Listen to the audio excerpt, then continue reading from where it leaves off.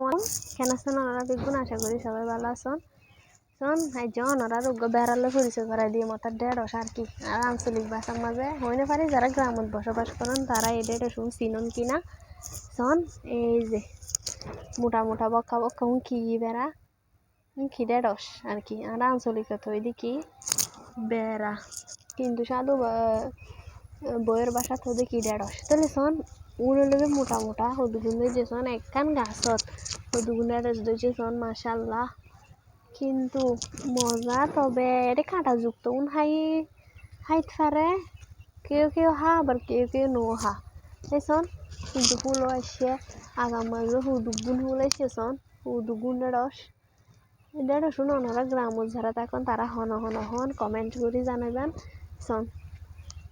আসলে সুন্দর বেশি লাগে, হাত তো বাড়ে কিন্তু সুন্দর বেশি লাগে। উনোর ফুল এত সুন্দর হলুদ এইজন এবাকে ফুলিবা কিন্তু কুচকাই গিয়ে এসব ফুলিবা কি গিয়ে দেয় এর ওই গিয়ে দে দেখুন এবার কি হইবা আরো আবার 150 আর কি।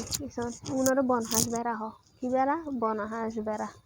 ওনারা হারা গ্রাম যারা তখন তারা বসে চিনিবেন এবং শহরের গুলো চিনানো হইতে পারে। উনারও কি হবে বনহাঁস বেড়া। এই বনহাঁস বেড়া কিন্তু মজা কিন্তু একটু আলাল টাইপের এরকম।